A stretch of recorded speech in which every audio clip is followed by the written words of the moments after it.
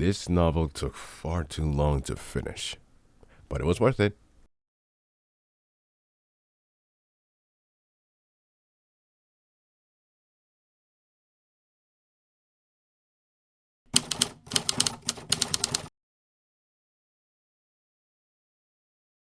The sun rises over the horizon. The city of San Francisco is far from waking up or sleeping, however.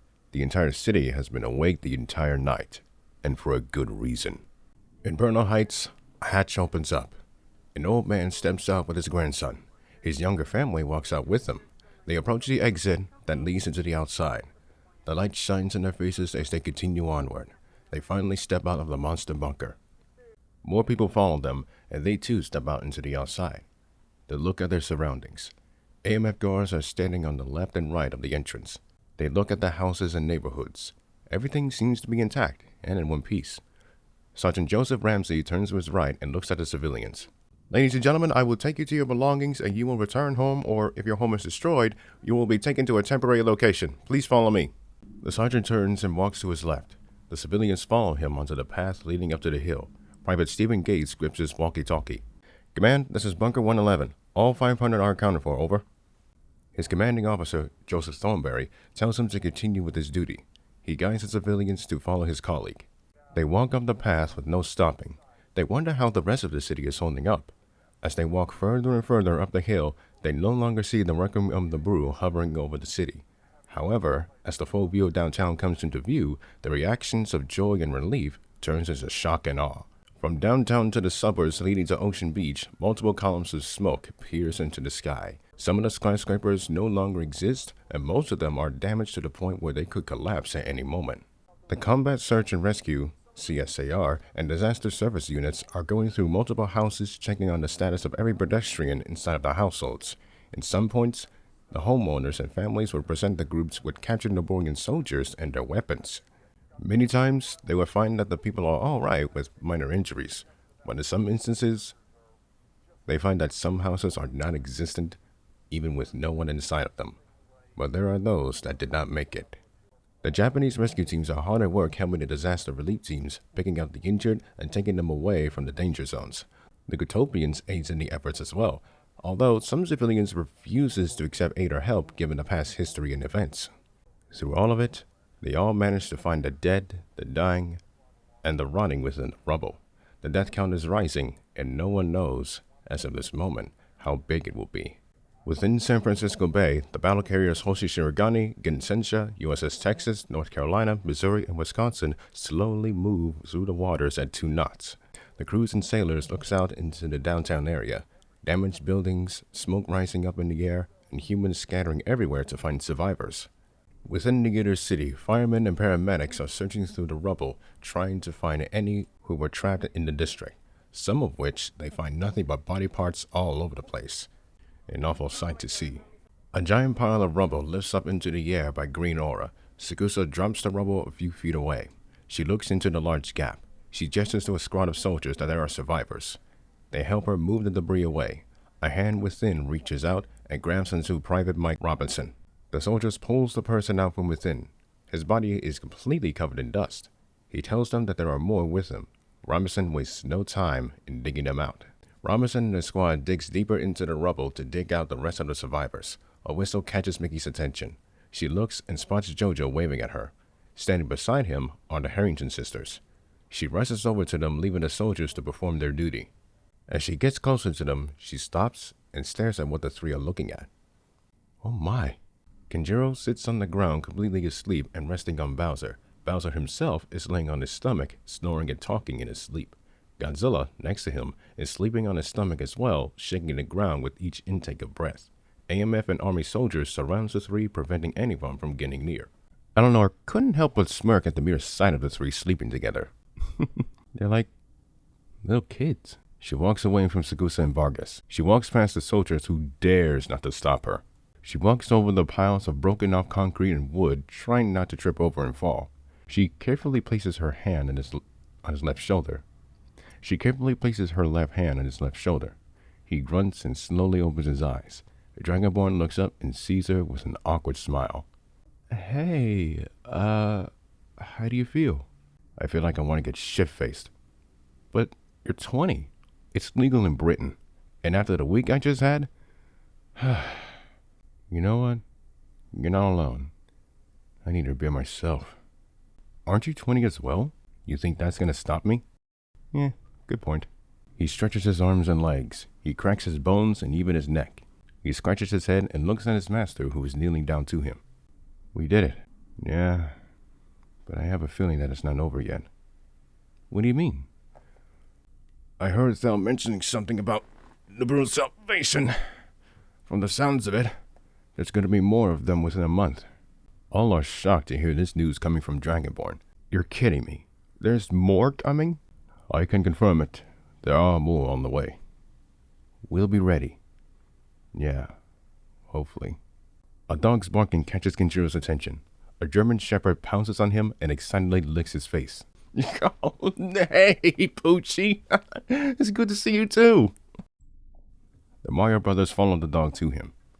He was hiding in the basement of the neighbor's house when we came over to ours. Thank you, Mitch. Honda gets the dog to stop. Wait, what about our house? Is it completely gone? Fuck! Yeah. Aside from that, there's one thing I've been meaning to ask. What is it? What was that energy that you three used to finish the mech? Mana control level 1. Everyone looks to the side and spots Edward walking up next to Sagusa. Wait, that was mana control? Indeed. It is exactly what you saw last night. The three monsters absorbed a large amount of mana from Earth, resulting in subtle changes in their appearances and abilities. Although, I don't know how much they absorbed. I did felt that my power was being dragged out of my body, and I kind of forgot that you created the original three using mana. I didn't think they absorbed that much. My question is, why didn't they do that sooner? Gamera, I am not answering that. There is a consequence of absorbing too much mana, however. Same goes to the Mukon as well. Actually, I didn't think we need to use mana control until the situation suddenly gotten worse. Well, at least the Guardians of Earth has performed their duty. For the time being, anyway. Yeah. Speaking of which... Oi! Koopa! Okido! The Koopa King snarls. He coughs for a little, then slowly takes in deep breaths. He opens his right eye, then his left. He lifts himself up and sits down. What time is it? Kamek hops off his broomstick and lands on his feet. It's morning, and there's going to be more Naborians coming in a month. What?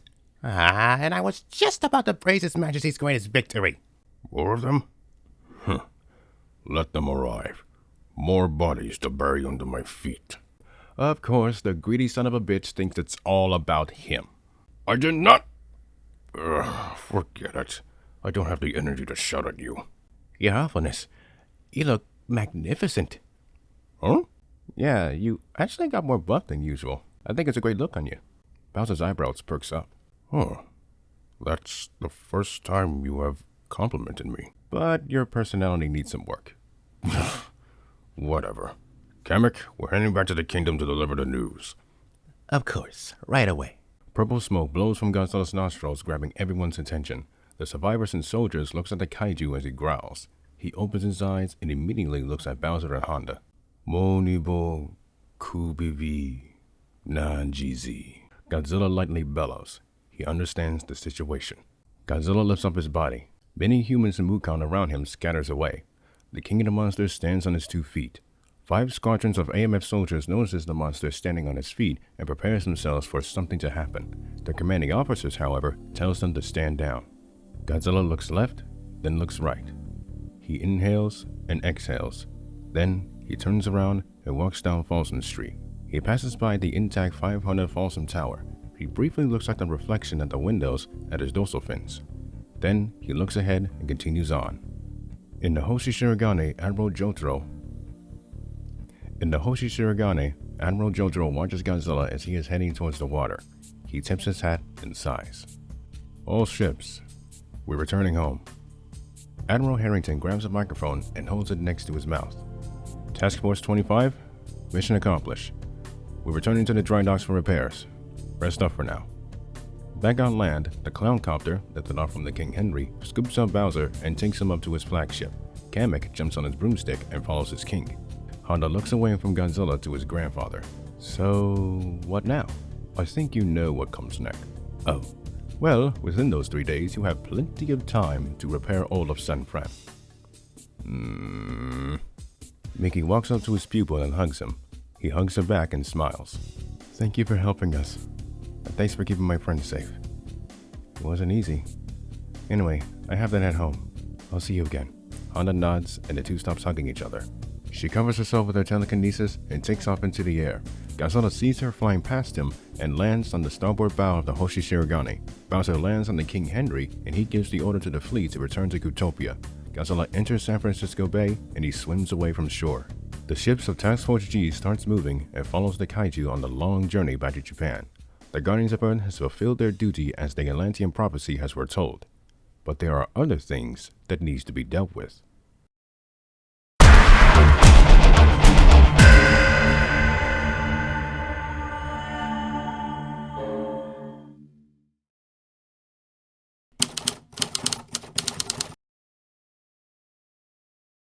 A large group of photographers waits outside the door of the Oval Office. Inside of said office, President Obama leans against the desk with his arms crossed and looking very disappointed. In front of him, Kenjiro Honda and Eleanor Harrington, in suits, stands in front of him, the former bowing his head before the president. Honda lifts his upper body up and looks directly at the president. His face is full of sorrow and regret. Mr. President, I'm deeply sorry for my actions last week. I should have done a better job handling the situation, but it grew out of my control. And I would like to apologize for my actions too, sir. I should have known better not to make things worse. Because of me, I got my only friend arrested. I let thousands of people die, all because of my desire for revenge. All right. Obama has not changed his expression since the two walked into the office, which is utter disappointment. The damages that you two caused was inexcusable. I like that you're taking responsibility, but does that change anything? No, of course not. I feel like I shouldn't remind you of what happens when something like this occurs. I understand, sir. I will take any punishment that you will send on me. Now, hold on, Mr. Honda. Let me finish. This is not part of a punishment. Eh? And Miss Harrington, this does affect you as well. I have been requested to send the two of you to Europe. Europe? Wait a sec. Me, I can understand, but Ellie? You do realize that she's not a crusader, right? I am fully aware of that. But this is a direct request from the British government, the European Union, NATO, Russia, and even Edward Anderson. They want us? But for what? Obama does not answer him. He turns around and grabs two pieces of photograph. He hands them to Honda for him to look at. Kenji grabs them and looks at the first one. Ellie looks at it as well. On it is a man on a podium with a snowy background and a massive celebrated crowd in the foreground. Who is that? He goes by IJR. He recently overthrew the government of Greenland and has begun creating a new one. His main priority is to make the country into a major superpower. What? Is he planning on making nukes? That we don't know. But you should take a look at the second photo. It should really concern you, Mr. Honda. Honda looks at the other photograph. On it shows a large column of soldiers moving in rows of 7 through a desert. All of their faces are covered by a mask. But what catches Honda's attention is the flag. I'm sure you can recognize that flag and the uniform of the soldiers marching. Yeah, I do.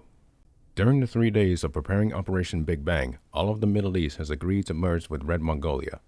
Doshite. The possibility of an invasion of Europe or Africa. And if that happens, that could lead into an all-out war. I'm guessing you want me to kill Ozawa then? Not exactly. Huh? The United Nations has banned you from entering Asia. What for? Aside from you killing the Emperor, if you set foot on any of the Asian countries, that gives Ozawa the reason to invade China or Siberia. Honda and Harrington looks up from the photos. You're kidding me. I wish I was. All of this, under our noses, while we were occupied with the Boreans? Apparently. And another reason why Europe wants you is for Gamera. Honda's eye pupils turns from blue to green. What? Gamera, do you remember Outpost 67? Indeed I do. The AMF in Europe detected multiple deaths that suddenly appeared all over the continent. What about Aldun? Still in dormancy. but I'm afraid that his offspring might wake him up. Wait, Aldun? You mean one of the monsters that was made before the main three? Yes. He and I have a long history. Edward can confirm it. Um, okay, this is happening way too fast. If we're over in Europe, what's going to happen in the US? Don't worry, we have an alliance with King Bowser's Cooptopia. I'm guessing the idea is that the Guardians of Earth should be in different parts of the world. Anna's eyes turns back to blue.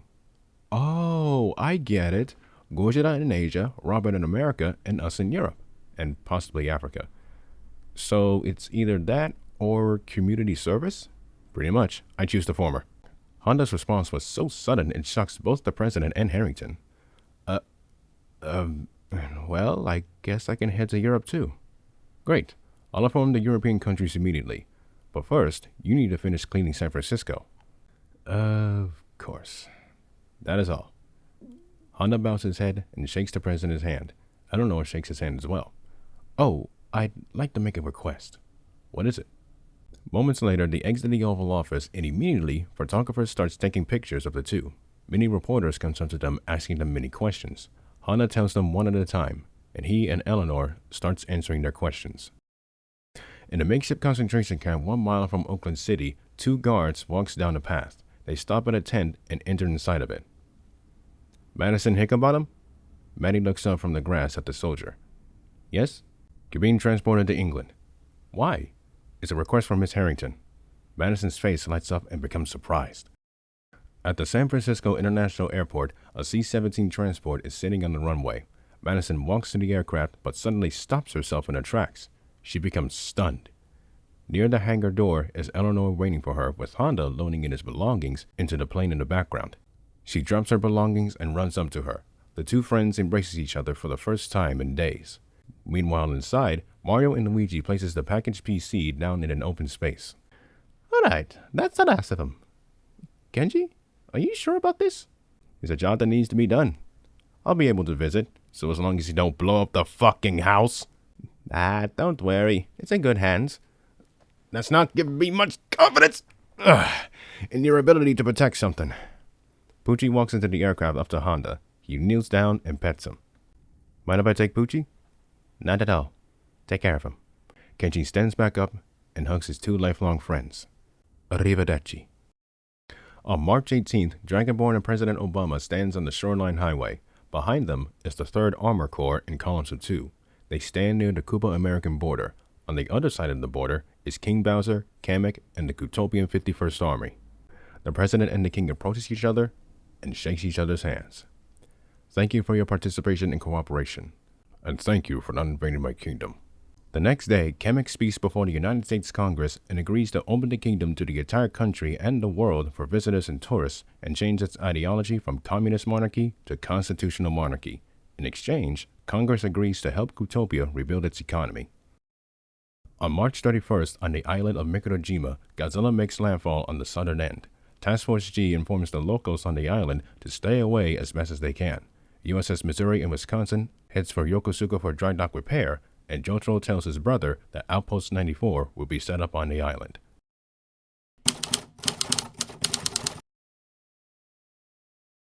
Sitting on top of the Horizon 22, both Eleanor and Kenjiro stare out into the morning sky above London. The wind blows their hair back, and their bodies do not move. Never thought I would go through anything like that before.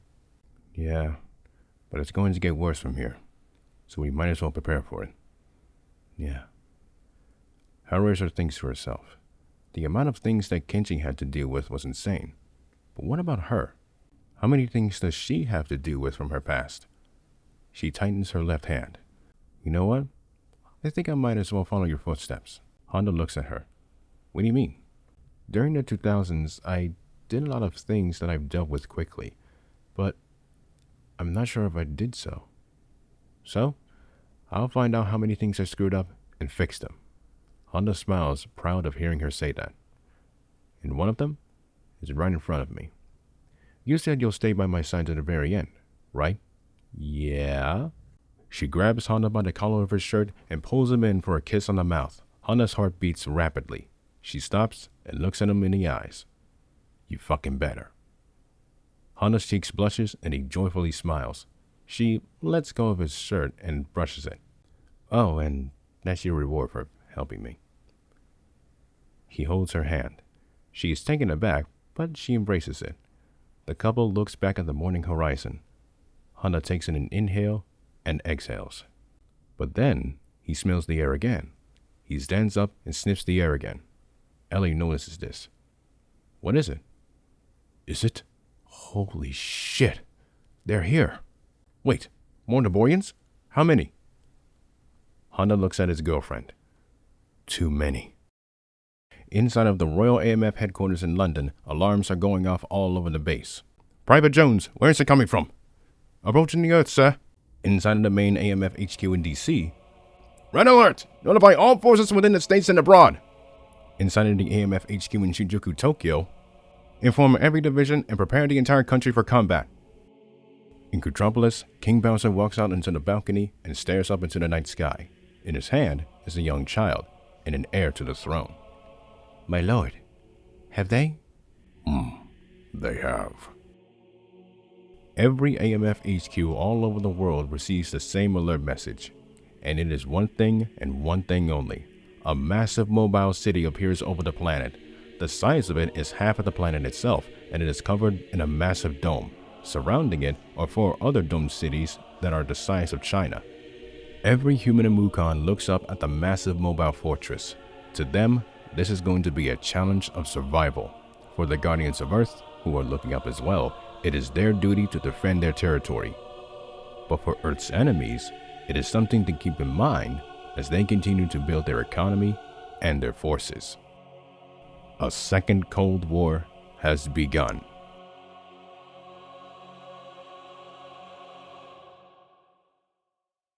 $55,000 civilians died during the first 10 days of March. But the cost has become much bigger. Over $300 billion, the costliest 10 days in world history. What happens as the Second Cold War begins is unknown.